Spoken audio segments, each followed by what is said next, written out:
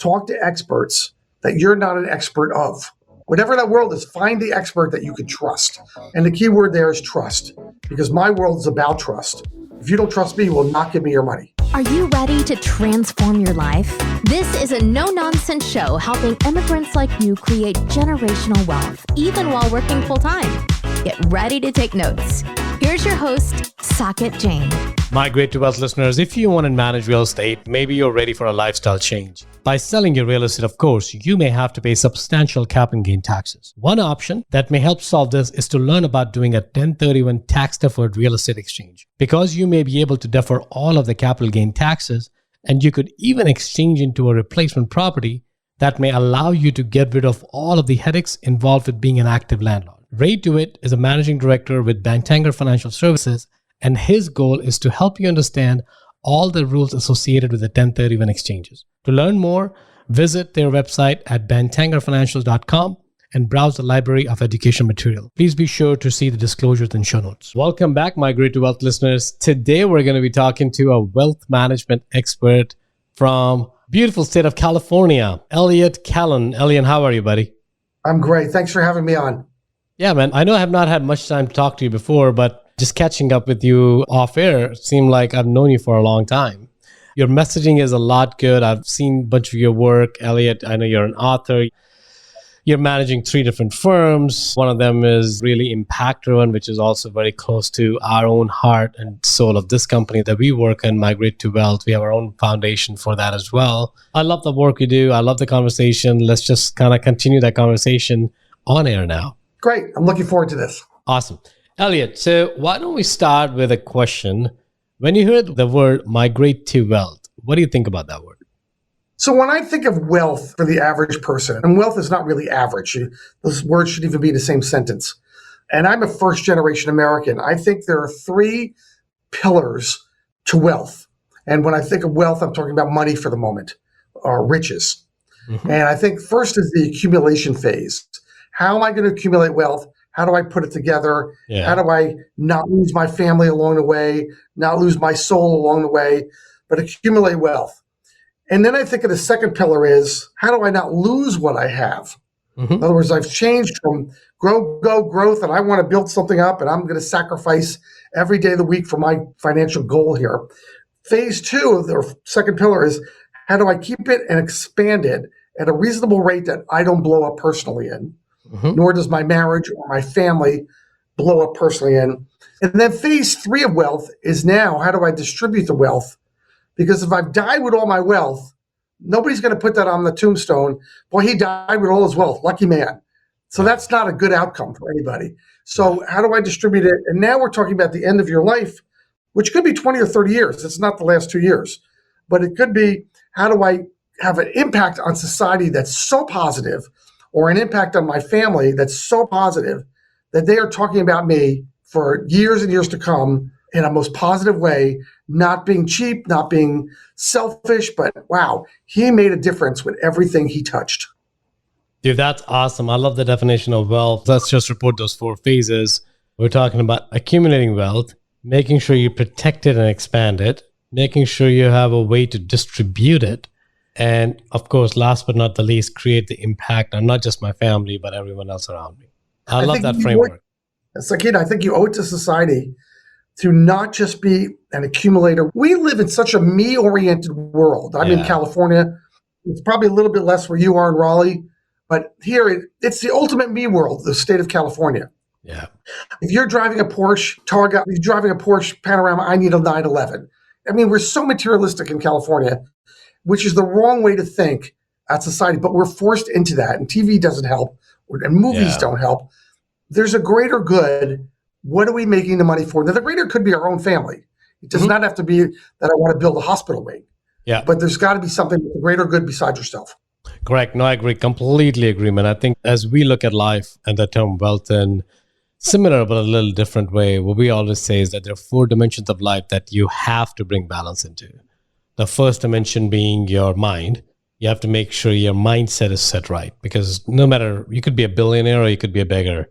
If your mindset is not aligned to what your reality is and where you want to go, you're going to suffer both.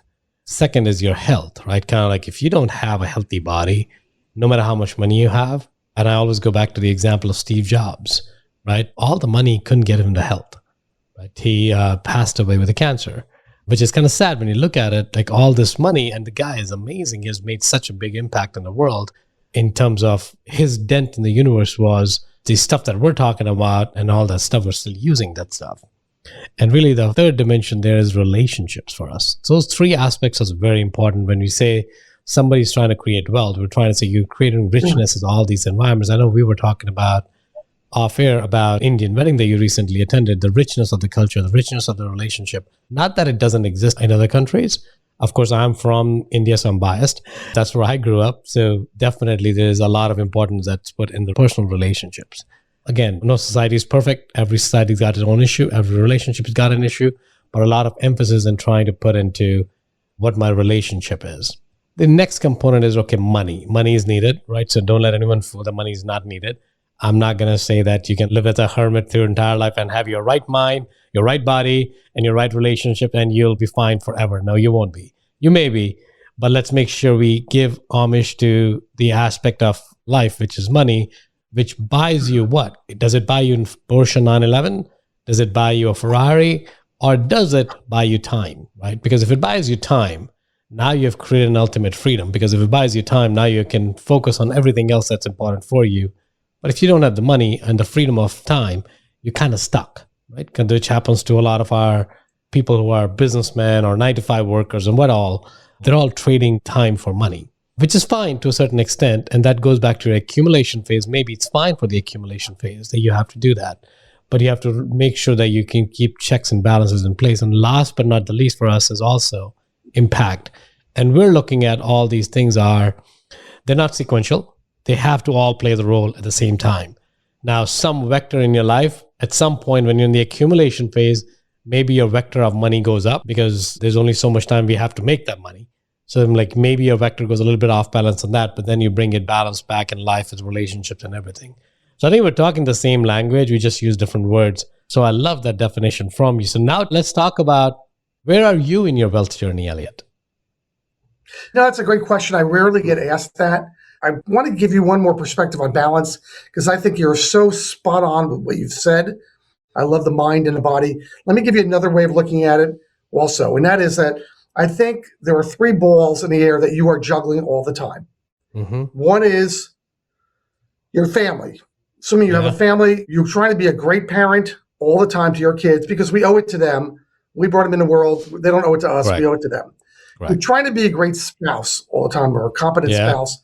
You want to be on your third marriage or fourth marriage into this because you're so rich. You've married 4 times because you're completely dysfunctional at home. Yeah. That's not healthy either. Yeah. And that's a little bit Stephen Jobs in there, unfortunately for him. And then you want to be a great entrepreneur and accumulate that wealth that we're talking about. It is impossible to be on any given day great at all of them. No. Yeah, you're right. 100%. So second, every day you are out of balance. Every day of the week you're out of balance. Correct. And so the best I could do when I think about it is work every day at trying to get back to balance, but something has to give in that balance every day. And so I cannot be a great dad and a great husband and be a great entrepreneur. I have to probably not be at work because I got to be at soccer or hockey games or something else going on. Yeah. And Saturday night when I need to take my wife and show her that I care about her, or Friday and Saturday night and not just some other time, I need to forget everything because that has to be the number one priority or I'm going to be divorced. So you're always out of balance. And for entrepreneurs and people that are listening to this, it is okay to be out of balance, but it's not okay to remain out of balance. 100%. I couldn't have said it better.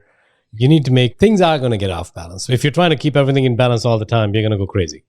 And that's not a healthy way of looking either. Now, I think the example that you said I loved, which is, when you're with your spouse, you're with your spouse. With your employees or your coworkers, you're at the work as well, right? You give your 100% at that time.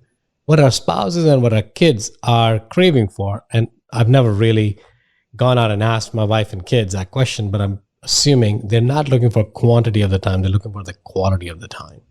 When we're with our spouses and family, we're thinking about work, we're not there.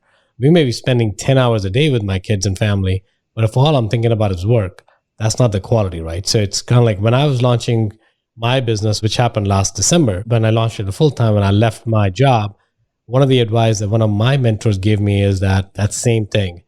Don't worry about spending 5 hours with your kids every day. Spend half an hour, but make that half an hour count, right?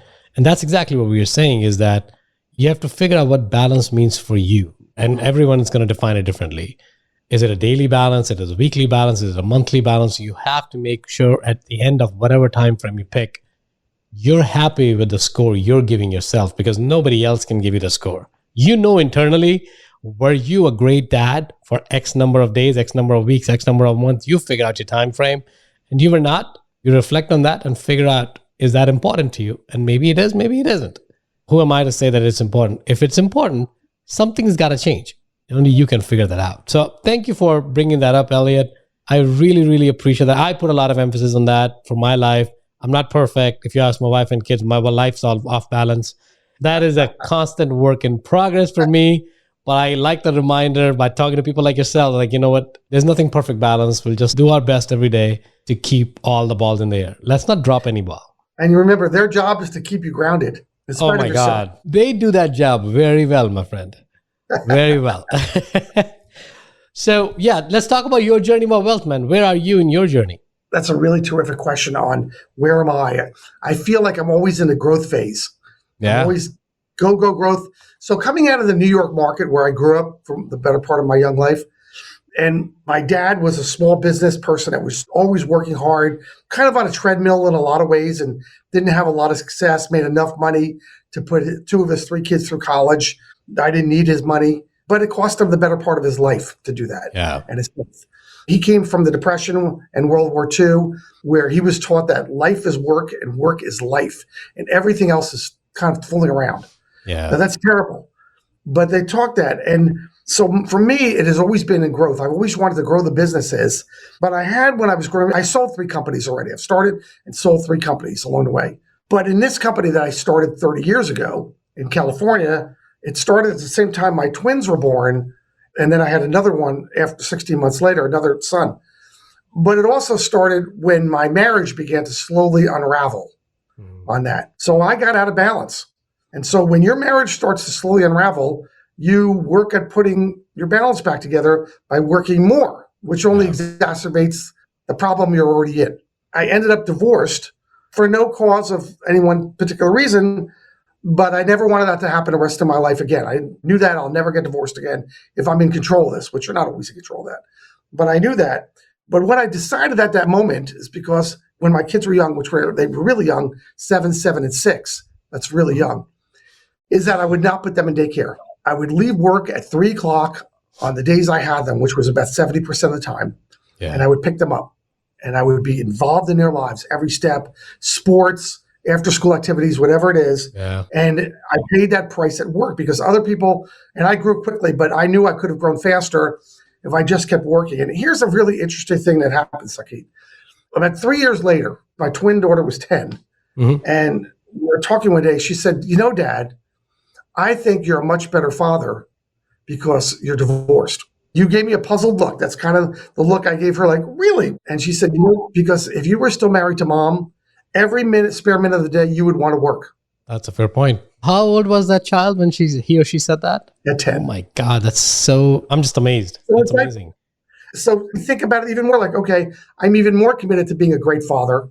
When I'm not going to be working, I'm going to be working on my body. I'm working on my work first, and I'll fit my body in there somewhere. And I'll try to work on my mind, but you can't do all those things. It's impossible to do that. So it's been an interesting journey to success. Some people would call me very successful. I would think I'm still kind of in the infancy of success, but I also have a hard time defining it. But I know people looking in at me would have a very definition of me than I would looking out. So I understand that as well. And that's really what that matters, right? Because you probably people could consider you a success or failure. It really doesn't matter. It really matters how do you define yourself, right? And if you're feeling that you have a lot of room to grow, and that's what success, for me, I know, doesn't matter where I am in my life, I'll never stabilize. I'll give you an example for that. In the last 25 years, last 23 years in the US, I've moved 25 times. I just love change, right? So for me, it doesn't matter where I am in my life, doesn't matter how much money I have, doesn't matter how much success I have in my business, I will find a way to create a chaos in my life to change something. so that I'm always growing and always moving. So my successfulness will never end because I'll always create a different challenge that I want to address, right? So for me, and people call me crazy. They don't call me successful. They call me crazy. They're like, you're insane, Saket, because you're always looking for something else to do. But that's what I like to do. I mean, I care what people think to a certain extent, but I don't because they don't know my life. They don't know me. Greatness has come over in history by people who are unsatisfied in their current position. I would consider myself very unsatisfied in a world of status. If you said, I love that you're in a status quo hold in your life, I would consider that a great insult. Yeah. Like, really? Is that how it came across? So I'm yearning to get better at so many things. And it's not just work. I just recently wrote a book. It's now an Amazon bestseller book in the financial world. Congratulations. Thank you. It's called Driven, Driven, with Mind by me. And I couldn't register the name because there's so many books called Driven. But I'm about the path of leadership and entrepreneurship. And a lot of what you talked about with mind and body and spirit are in there and doing something more important than you. But what I love about it is every day when my wife and I have the conversation at night, when I work on separating my day from my night, and I do, we talk about what's the next step for us. What is the next step for us besides work? And we talk about mastering a language or two. We talk about going to that country to master that country. I lived in Europe for some time. So for me, Europe is second nature of going there and being part of that. And then mastering food and cooking and wine and things like that. How do we do this at the master level rather than just work? Because work for me is every day. I'm passionate. I love what I do, but I can't take it to the grave. You can't. But things for my family that I do, like what I just mentioned with travel and entertainment and great food and great wine and touching people with charitable works. Those are things that enriching life. You're so far ahead of money if you can work on those things first. Isn't that the truth, Elliot? So Elliot, let us understand. Let's take a step forward in terms of, I know your day job is when you're spending time with the family and other charity work, you run a wealth management firm, right? Tell us, when somebody comes to you, how are you talking to them about wealth? Why are they coming to you? The first thing we talk about is what they've done to accumulate the wealth. And so where are they in those pillars of life? So if that's their accumulation phase, they're talking to a financial expert. And the first thing that I would always recommend to people is talk to experts that you're not an expert of. Sure. So if I want to be an expert podcaster, I want to talk to you over a cup of coffee because I want to talk to somebody that's doing it. I'm in the financial world, lawyer world, doctor world, whatever that world is, find the expert that you can trust. And the key word there is trust, because my world is about trust. If you don't trust me, you will not give me your money. That's just how it is. Correct. So we create a plan for that person of where they're going, depending on the phase they're in. And we talk to them about what's most important to them in their life. We find out what the financial goals are and what the personal goals are and how they come together with each other. So I'm going to find out that you have 2 children, that you live in Raleigh, that your goal is to live in Raleigh for the rest of your life because you love Raleigh. And I'm making that up because I actually don't know that, but you love Raleigh. You love North Carolina. Correct. Whatever it is. You love the trees and you love the closest to the beach, the closest to the woods at the same time. And you're in an area with a lot of technology and a lot of thinking is going on, a lot of creativity and ingenuity is going on that you can have an impact on. These are wonderful things. And then how can you have an impact on those people? What are you doing to do that? But if you're at the phase of life that's a little bit older, and now it's like, look, I've accumulated this wonderful nest egg. I don't want to mess it up. We have a whole different conversation of what we can do to secure that and protect that, but still have it grow. Because you still want to beat inflation. But if you're coming to me at 65, 70 years old, and you're ready to sell your company, you're ready to retire, you're ready to go to the next phase, you're ready to turn your company over to the next generation, whatever that is, then we're going to talk about what you're going to do now. Because the majority of seniors in retirement, it's a really sad statement here, spend 4 hours a day watching TV. Wow. That's the majority. The average senior in this country watches 4 hours a day, not a week or a day of television. And that's not a retirement plan. No. We don't want that. No. We don't want that. Because the moment you start doing that, you're heading towards grave much faster than you need to. So maybe it's travel. You want to travel. We talk about where, when, what, travel. For me, it's travel by cooking great food and eating great food. It's buying great wine and drinking great wine. Those are my 3 big passions outside of family and things I do. Where can I do that? Well, where can you do that? You don't have to have my passions. it's your passions. Maybe your passion is wealth. Excuse me, is golf. Where do you want to play golf? Well, I moved to the Carolinas because I want to play in some of the best East Coast golf courses, and they're definitely in the Carolinas, some of the best. If not, you're within a 1 hour plane ride of the rest of them, basically. Yeah. But maybe that's not important. Maybe your children or your grandchildren are most important. So what kind of impact can you have on your grandchildren? Probably if you're in your 60s, you have adult children. And so maybe they don't need your help, but their children could really use your help. And you could create a legacy for your grandchildren that you didn't have the opportunity to receive from your grandparents. My God, man, Elliot, I like the way you start the engagement, right? Which is more around, what do you want your life to look at, depending on wherever you are today, right? That will probably change. Whatever they're telling you at 20s and 30s is going to be very different that they tell you at 60s and 70s. The plan evolves. That's one thing I've learned is plans are never solid. Plans are always going to change, and that's okay. But you need to have a plan. And it's okay to change that plan. There's nothing wrong with that, but as long as you're changing it for the right reasons. So I like that. Now, in your experience, when you ask people that question, it's the starting point for anything, right? Because if you don't know where you want to go to, any road will lead you there. So yeah, you'll arrive somewhere, whatever the destination is that where you really want to be, if you had your choice. So you want to have the destination. But do most people know the answer to that question? No, they don't. And that's my job. My job is to help you define what success in retirement looks like, what financial goals are worth developing. And I use myself as that example of my passions there.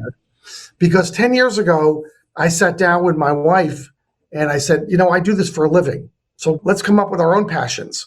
And we started to look at what we do. We bicycle. Is that a passion? No.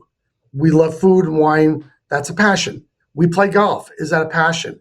No. We like golf. We began to define it. So that if we couldn't bike anymore, would we be okay? Yes. If we couldn't mountain climb anymore, would we be okay? Yes. If we couldn't go on a cruise ship ever in our lives because something happened on cruises, would we be okay? Yes. So we narrowed that down, and that's what I do. That exercise that I did with my wife is the exercise that I do with every client. Awesome. What are some of the top passions that you end up seeing? I'm more interested in that answer now. Like, what are the common intersections? Are there intersection points that you see the top 3, 4, 5 keep coming up? Well, there's no question about it. The travel is number one. People want to go. They now have a little bit of time. Before that, they were accumulating. Maybe they got 2-3 weeks off a year, and maybe they have to bring their laptop with them every time they went away. We're never really free. And so I just had some clients yesterday in my office, 2 single ladies that are talking about retirement. And we talked about going to South America, going here, spending more time in Thailand. It's amazing what they wanted to accomplish. Yeah. For them, travel was number one. Number 2 for them, they don't care about hiking. They don't care about biking. Number 2 for them is when they're traveling, they want to enjoy the process of local food that's extraordinary. Yeah. So if they're in Thailand, they want great Thai food. They're in Peru, they want great Peruvian food. They don't want to stay at the Marriott or the Hilton in Lima, Peru. They want to stay at a Peruvian hotel, which gives them some interesting food to eat or whatever they're going to eat. That was important to them. So you find that great food is probably number 2. I want to enjoy this life. For me, wine was right in there because I have a 1,000-bottle wine room, and I love wine. Oh, wow. 1,000-bottle wine room. I want to see that. 1,000-bottle wine room. We can do that off air. I'll send it to you. It's very exciting what we're doing here. And I'm going to put that number 4 becomes spending time with the next generation. Yeah. So that's really important to a lot of people because they've never traveled. When their kids were young, they were busy working. Yeah. They now want to spend it with the next generation when they have time. And their children live in a world where it takes 2 incomes to just about do everything. Correct. And so they can help out a lot. I love that, man. I love that. So now let's take a quick detour from that. So now you've figured out their goal in life. What's usually the next step from there? Then we talk about what we're going to do with current assets. So how do we take your current money, current wealth, and get that to work as hard for you today as you worked to accumulate it? Let's go a little bit deeper into that. How do we know? So for example, you could go, you know what, for you, Saket, given where you are, just stay in index funds or mutual funds and you'll be fine. I don't know if that's the answer, but maybe that's the answer. For somebody else who comes in, you know what, you're already 100% in stocks and bonds. Why don't we move some of you? You need to go buy some real estate because there's some tax benefits to it. For somebody else, it could be you need to buy oil and gas because you're paying too much money in active income taxes. How do you look at these things? Is it predominantly a stock market approach? Do you have a belief in an asset class that you feel strongly? Because a lot of that is you have to also be able to understand and manage that money, given your role and responsibility. How does that work for each client? So I wanted you to think of all the tools, all the products you mentioned, and you could throw annuities in there too as a product that can be mentioned altogether, whether you love them or hate them. All of these products are tools in a toolbox. Mm-hmm. And depending on what you need from that toolbox is how we're going to use the tool. Love it. So if somebody is a low risk person, then we're going to come up with tools that generate income for them because they don't want their principal to move. They want income to go down there. And then maybe they're a little bit more balanced or conservative, or they move up to growthy oriented person, or they're even aggressive. I have 2 80-plus-year-old women that yell at me all the time that I'm not being aggressive enough with them. Very funny. And so we work on that. So everything belongs in a toolbox. We just use it appropriately. I mean, if you're 60 years old, what are you doing accumulating real estate at 60? Why? No, that's a fair point. Individual stocks may be the answer. I'd rather see you in low-cost mutual funds or ETFs. If I were to pick 2 products there, I think that's a better way to diversify. But you've also got alternative stuff. You need to find products that zig while the rest of the portfolio zags, and vice versa, because in a 2022 and a 2028, if you're completely exposed to stocks, you might have a 40% correction and you don't have enough time to make it back. So you can make a lot of money in a portfolio by not having a heart attack in your portfolio, by not blowing up. And that would be tools. So I'm a big fan of different alternatives, big fan for spreading your money around, outcome-based investing. So I know this can get a 6 to 8%. I want to go there. This is probably going to generate closer to double digits on a 3-year rolling average. This is going to generate 5 to 6 in income on a 3-year rolling average. Those are different ways of doing that without getting into the depth of a product. I want you to think, if I don't think of all these tools as products, then I'm a hammer and everything looks like a nail. Yeah. And I'm that single product, and I don't want that. I love that, Elliot. And that's why I picked you to come on the show. Is a lot of financial advisors and wealth managers are pitching just one solution for a lot of the clients, which is just put your money in the market, which is fine. I think you should and you can, but it may not be a solution for everything. So we have to make sure what problem we're addressing. So I love that you're talking about these are tools in your arsenal. You want to make sure the right tool is being addressed for right reasons, and not every tool works for everyone. You have to make sure you work with somebody who understands those tools, who has the reach for those tools, and is able to explain to you as an investor what those tools are and why it's being used versus just trust me, this works, because that's probably never the right way approach anyways. Right. And we're an independent RIA firm, registered investment advisory firm. We are fiduciaries on everything. Yeah. We are going to find what works for you, and we're not going to be static about it either. Yeah. We're going to say, we're going to watch these portfolios every single day of the week. They pop up on my screen because I want to make sure we're doing the right thing. Because what worked in 2022 will almost definitely not work in 23. Yeah. The old world was buy, hold, and 60-40, and correct. Just buy, don't even look at it. Just keep putting your money away. Yeah. That theory's gone. You have to be active. You have to be on top of it. You have to be researching. You want to be where the market's going, not where the market's been, as an example. That's really key, is don't look at what happened yesterday. Look at what's happening tomorrow, and how can you be part of it? It's a little bit of crystal ball investing, but it works. So, Elliot, I think in the interest of time here, if somebody who has never planned anything in life in terms of wealth, right? So let's say there's a hardcore techie who is making good money, but they never had to really think about organizing and managing their wealth. What's the first thing they should do?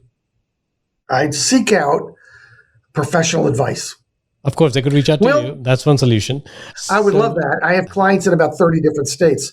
But really, don't just look at credentials. I've got all my credentials. I've been doing this 30 years. I don't know how many licenses I have, and a whole team of battery of attorneys and accountants and CFPs. I have all those on staff here. Yeah. We have that. But the big word is not that. It's not, you expect competency from me. I expect competency from you. That's the easy part. What you need is trust. Yeah. Competency and trust. So if I lose you by accident, because the market went down last year to 15%, but we're talking about it, you see him working on it, you're probably going to give me the benefit of the doubt. Like, okay, everything went down. Market went down by 20. He's down 15. He's working on it. But if you go up by 40% this year, but you don't trust me, you'll still leave me. Yeah. Trust is a key word. You're raising your children, and I know your children are a little younger than mine. If you don't trust your children, you don't believe what they're telling you, how do you make decisions about them? Correct. Yeah, and so that's the same thing we tell our clients. Everything we do, bi-weekly mailings, education dinners 5 times a year, conversations, Zoom. The best part about COVID was Zoom is basically Zoom became a mainstream thing. They create trust so you could see me. You can look into my eyes. Is it perfect? Of course not. I'm not perfect. You're not perfect. We know that already. But you tend to look at somebody and know that they're doing the right thing for you and not for them. We're a fee-only advisory firm. And I tell people, look, I may be moving your portfolio around 6 times a quarter, depending on taxes, of course, but I may be moving that around, none of which I make any more money on. We don't get paid a transaction fee. Right. So it's in your interest that I'm doing this. And so we're on the same side of the table all the time. I love that. And in the interest of the time, I think I'm trying to make sure that I know you have a hard stop as well. So I'm going to manage that for you. Towards the end of the show, we always end the show with 2 questions. One is, looking back in your life, you've had a very rich life, a lot of ups, a lot of downs, more ups than downs, hopefully. If you were to go back to your 20-year-old self, what's one insight you'll give that person? I think when I was 20, and every 20-year-old, they think they'd have every answer in the world. You don't really need advice. I went to my father. So my father was already at the end of his life. He was sick. He was dying. I didn't understand that. I was in college. And, when you're 20, you're still very self-absorbed. You think you're smarter than everybody around you. Yeah. And I was an accounting major and an economics major. And he said, Elliot, I was at Rutgers University in New Jersey. And he said, Elliot, don't become an accountant. That's not you. Become an economist if that's what you want. You're too outgoing. You've got too big of a personality. You're going to want to be in front of a camera one day. That's where you need to be. And I thought, what do you know? Just what do you know? I have a job at a big 8 accounting firm in front waiting for me. And I can get paid immediately. In economics, I got to go get a master's in economics, maybe a PhD. I went the accounting route. He was dead on, and I was dead wrong. So listen to people with valued advice. It's still your opinion, it's still your life, but seek out valued advice from people with life experience that can give that to you. And keep in mind, they always give it to you from their perspective, not necessarily yours. But I wish I was better at listening to people around me at 20 or even 30, because I would be a lot smarter today. And you have to, right? And you have to listen to all perspectives. Now, you can still make your own decision. But ignoring perspective doesn't necessarily help. It's taking that perspective into consideration. Now you've made a knowledgeable decision. But as a 20-year-old self, man, I think it's more, the ego is so high at that point. Life, you're immortal, you're top of the world, like the world revolves around you, or the universe revolves around you. That's a harder thing. But I think your advice, well taken. It's probably true for any age. It's not just for the 20-year-old. At any point, if you're seeking advice, keep that into perspective. Don't ignore it or implement their advice. Just at least keep that in perspective. Yeah. At business school at Rutgers, and here the theory, they were 100% wrong. This has changed 180 degrees since I went to college. They said, when you're going into business for yourself, or you become an entrepreneur, or you become a senior manager of a large company, whatever you decide to do, you work on your weaknesses, improve your weaknesses, and hire to strengths. No. Of course, that was backwards, but that's what they were teaching then. Yeah. You never do that. You work on your strength and you hire out to your weaknesses. So if you can admit to yourself that I am a leader, I'm a driver, and I can develop good. I love that, right? Yeah. Yeah. And admit that you stink at accounting. Hire an accountant. Don't do it. Don't sit down and try to do your own book. Completely agree. Completely agree. Who, not how. We need to figure out who do we need to help us and then hire them sooner than later. Last question, Elliot, in the interest of time again, is where do you feel like humanity as a whole should migrate towards in the next 2-3 decades? So we live in a very interesting world. Let's get out of our own skin on that question, if I could. My skin, at least. My skin would be, again, that me-centric skin. Let's get out of the we into the we world. How do we as an overall society do better? My fear at this moment is that in the next generation is they're going to be going to war with China. And that's a horrible fear to have. But I see so many parallels of the 1920s and Japan with our time with China and global domination. So if we can work on improving ourselves and understand our part as a leader in the U.S. and a leader globally, then we're going to help drive the world into a better place. And you don't have to crush other societies to do that. And we've done some bad stuff in the 70s and 80s doing that, especially in Central and South America. But we can do that. If things are out of control and bad stuff happens with China, it does. It's out of your control anyway, just like it was in the 30s and the 40s. Mm-hmm. But if not, let's be better at what we do so we're more prepared to handle the obstacles that hit us. So when a meteor comes in, we're better at dealing with it because it will come in. I love that, right? Because you can't control what's happening outside. You can only control how you react to it. What's your response to it? Are you ready for it or not? Because stuff's going to happen which you have no control or influence on. So at that point, I love that answer, Elliot. Thank you for doing that. Elliot, man, I could go on this conversation. I wish we had another 3 hours for this conversation, but we don't, which is a good thing because otherwise we will use all those 3 hours. So on that note, if people were to find you, where can they find you? If they want to work with you and learn more about what you do, where can they find you? Great. Thank you for having me on. The website is prosperityfinancialgroup.com.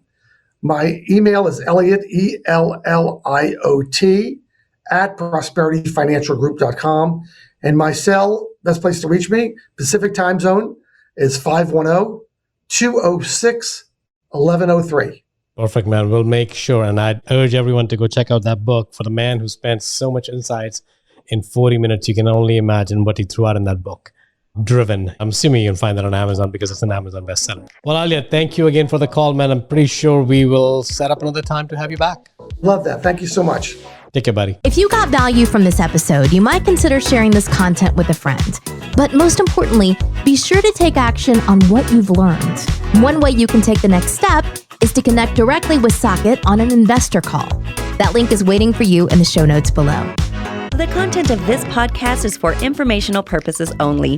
Please consult your own advisors when making any investment decisions. Keep listening. We'll see you on the next episode.